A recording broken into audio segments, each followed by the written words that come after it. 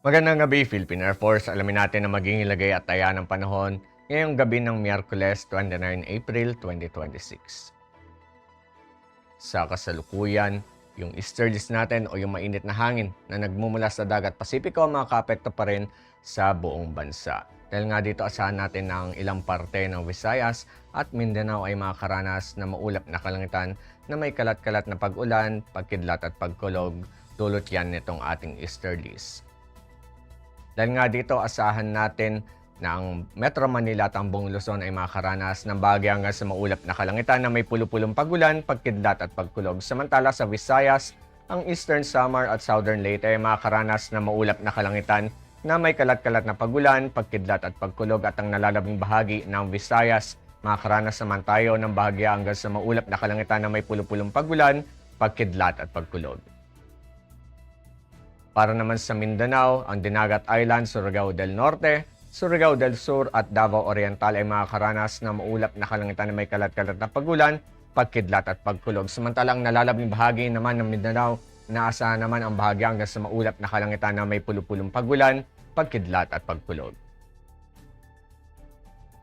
Para sa mga susunod na araw sa mga piling lugar dito sa ating bansa dito sa Metro Manila, Cavite, Lipa, at Angeles, magmula Biyernes hanggang Linggo, makakaranas tayo ng bahagya hanggang sa maulap na kalangitan na may pulu-pulong pagulan, pagkidlat at pagkulog. Samantala sa Puerto Princesa at Calayan Islands, sa darating na Biyernes at Linggo, makakaranas tayo ng maulap na kalangitan na may kalat-kalat na pagulan, pagkidlat at pagkulog. Samantala sa darating na Sabado, magkakaroon naman tayo ng bahagya hanggang sa maulap na kalangitan na may pulu-pulong pagulan, pagkidlat at pagkulog.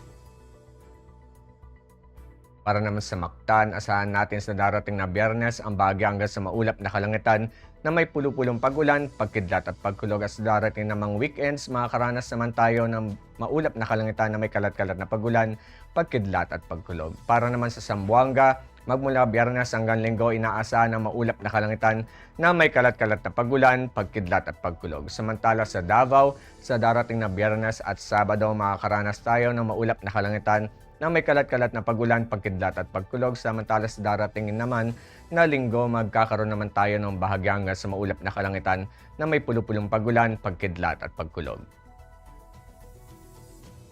Ang haring araw ay lulubog ng 1813 at ito naman ay sisikat bukas ng 0534.